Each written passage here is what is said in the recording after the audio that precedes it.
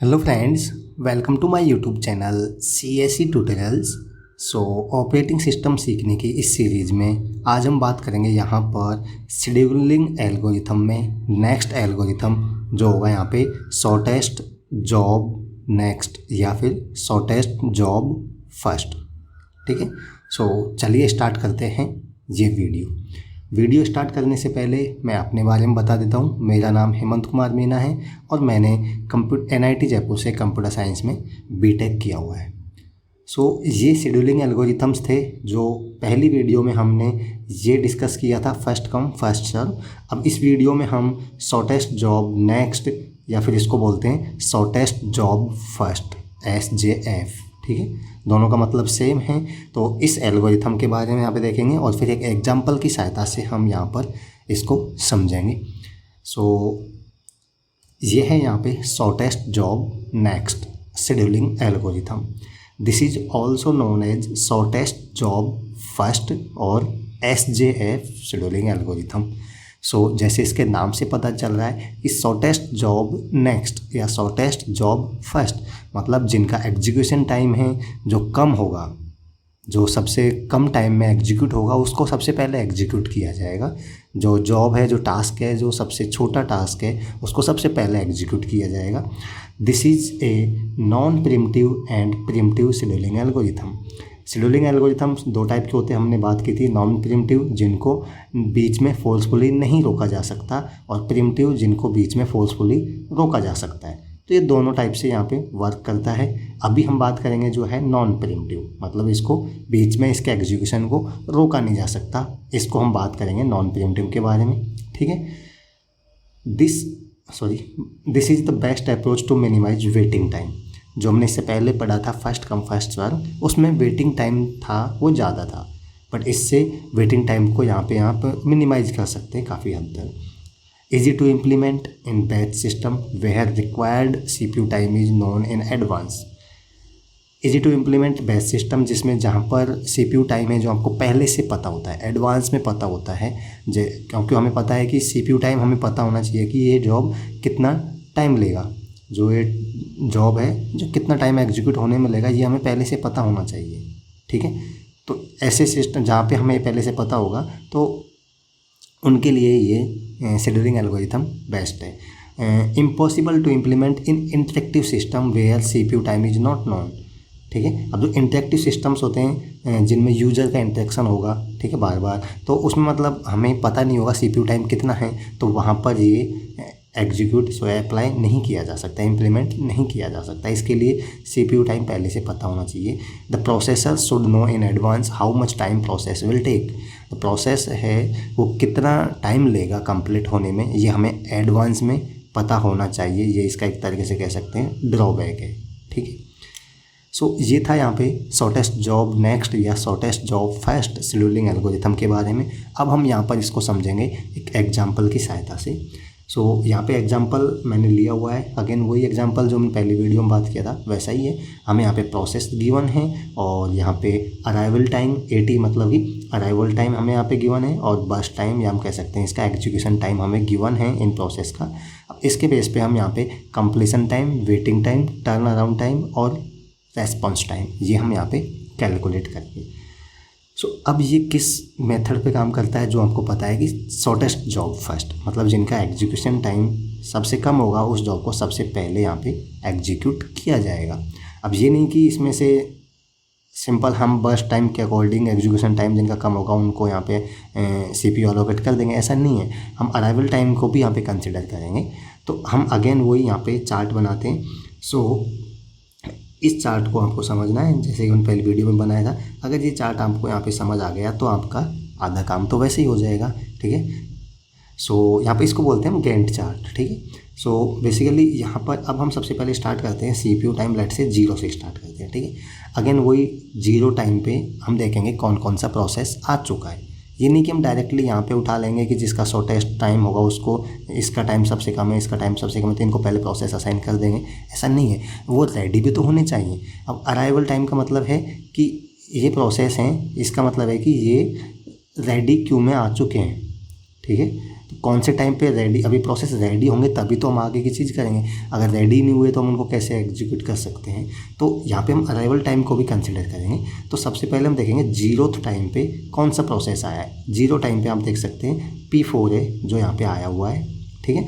तो अभी और कोई प्रोसेस नहीं है 0 टाइम पे, तो इसी को एग्जीक्यूट करना पड़ेगा, चाहे इसका एग्जीक्यूशन टाइम 6 है जो सबसे ज़्यादा है, तो इसका एग्जीक्यूशन टाइम सबसे ज़्यादा है, फिर भी इसी को एग्जीक्यूट करना पड़ेगा क्योंकि हमारे पास और कोई प्रोसेस है ही नहीं अभी। तो हमें सबसे पहले यहाँ पे P4 को CPU को असाइन करना होगा, ठीक है। P4 को CPU असाइन कर दिया। अब ये एग्जीक्यूट होने में कितना टाइम लगेगा, 6, ठीक है, 6 सेकेंड लेगा। तो ये यहाँ पे 6 सेकेंड हो गए, ठीक है। तो 0 से 6 सेकेंड तक P4 का टास्क कंप्लीट हो गया। अब हम देखेंगे यहाँ पे कि 6 सेकेंड तक कौन कौन से प्रोसेस आ चुके हैं, ठीक है। इसको एग्जीक्यूट होने में 6 सेकेंड हो गए।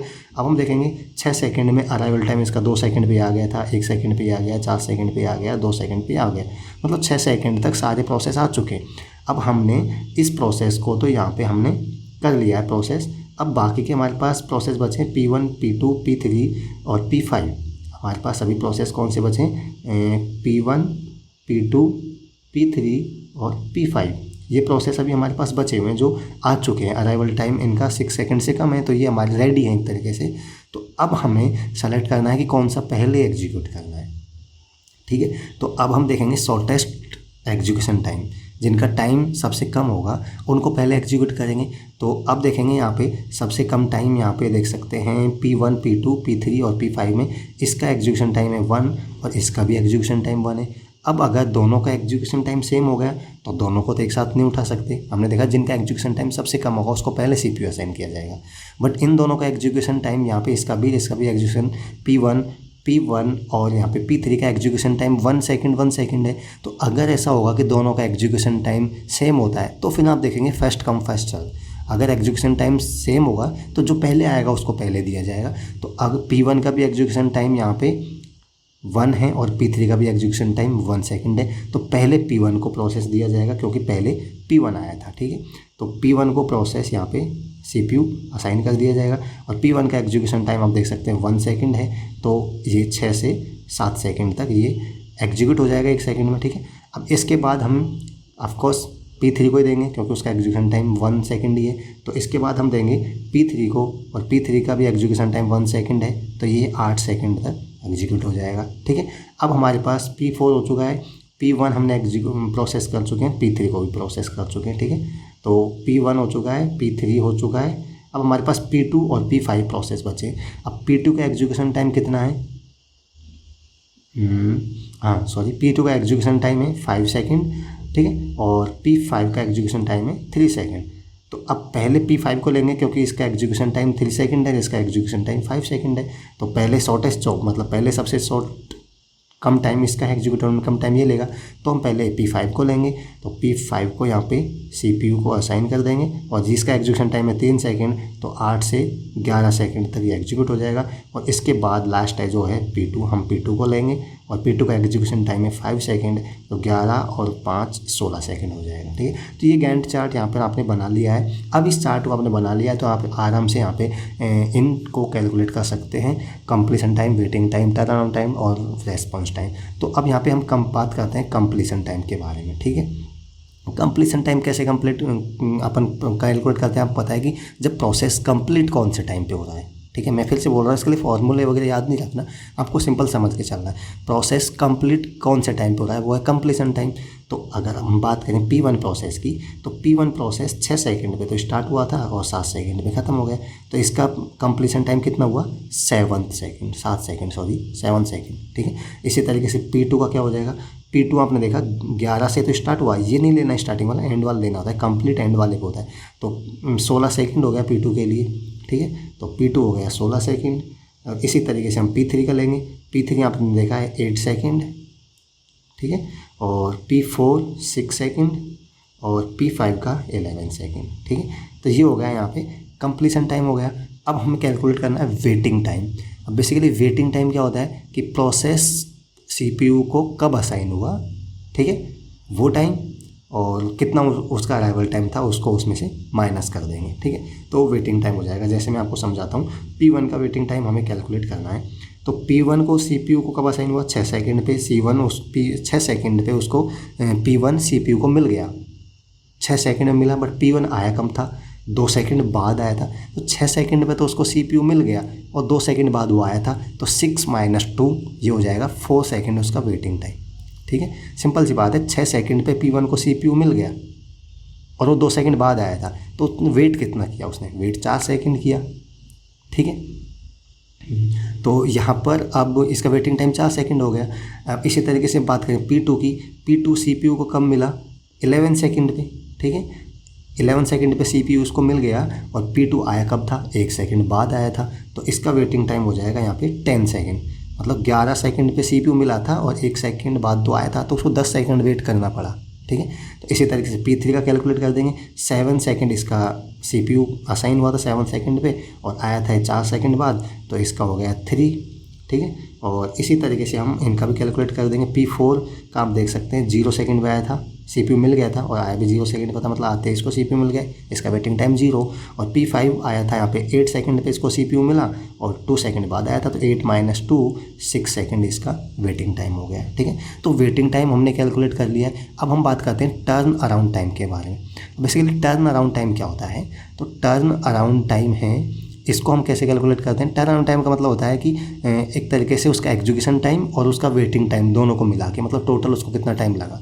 तो टर्न अराउंड टाइम को हम ऐसे भी लिख सकते हैं, वैसे तो मैं समझा के आपको बताऊंगा, waiting time plus burst time, मतलब कितना उसका एग्जीक्यूटिव टाइम लगता है, कितना उसने वेट किया, दोनों को मिला के टर्न अराउंड टाइम होता है।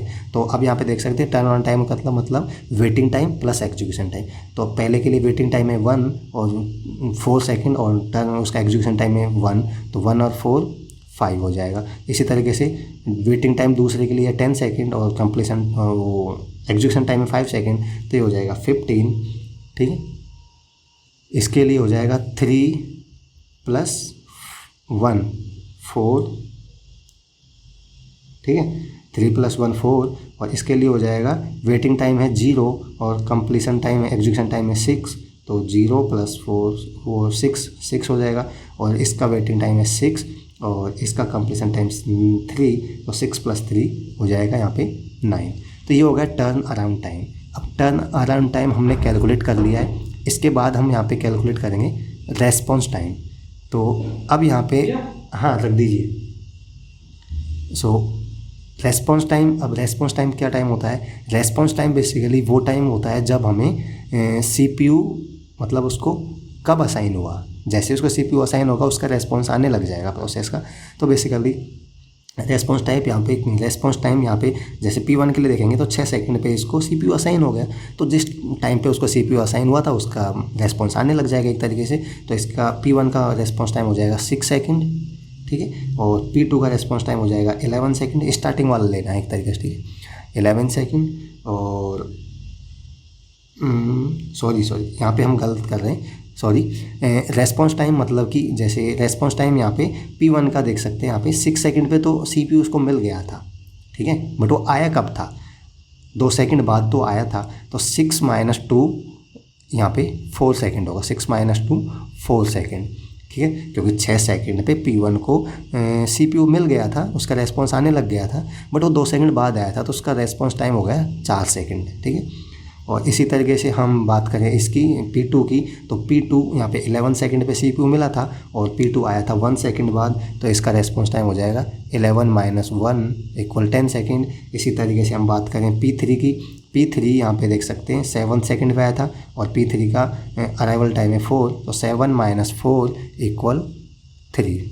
ठीक है, और P4 की बात करें तो P4 यहाँ पे देख सकते हैं P4 आया था 0 सेकंड पे CPU मिल गया, आया भी 0 सेकंड पे था, तो 0 - 0 ये हो जाएगा यहाँ पे 0। और P5 की बात करें तो 8 सेकंड पे CPU मिल गया था इसको और यहाँ पे आया था 2 सेकंड बाद, तो 8 - 2 = 6। तो ये है यहाँ पे रेस्पॉन्स टाइम। तो यहाँ पर हमने इस एग्जांपल को समझा और यहाँ पे हमने देखा कि कैसे हम ये चार्ट बना सकते हैं और इसके बाद इसके बेस पे हम completion time, waiting time, turn around time और रेस्पॉन्स टाइम यहाँ पे कैसे कैलकुलेट कर सकते हैं। सो इस वीडियो में हमने यहाँ पे डिस्कस किया है शॉर्टेस्ट जॉब फर्स्ट या shortest job next scheduling algorithm. So मैं आशा करता हूँ कि ये वीडियो आपको अच्छी लगी होगी, इससे आपको काफ़ी कुछ सीखने को मिला होगा। अगर ये वीडियो आपको अच्छी लगी हो तो आप इसको लाइक कर सकते हैं, ठीक है, अपने दोस्तों के साथ शेयर कर सकते हैं। और अगर आप इस चैनल पर नए हैं तो आप इस चैनल को सब्सक्राइब भी कर सकते हैं, क्योंकि यहाँ पर मैं कंप्यूटर साइंस से रिलेटेड ऐसी ही वीडियोज़ और ट्यूटोरियल्स यहाँ पे मैं अपलोड करता रहता हूँ। आप मेरे चैनल की प्लेलिस्ट को भी विजिट कर सकते हैं, क्योंकि यहाँ पर मैंने ऑलरेडी काफ़ी सारे ट्यूटोरियल्स मैंने यहाँ पे अपलोड किए हुए हैं। सो इस वीडियो में इतना ही डिस्कस करेंगे, मिलते हैं नेक्स्ट वीडियो में, तब तक के लिए bye bye and take care.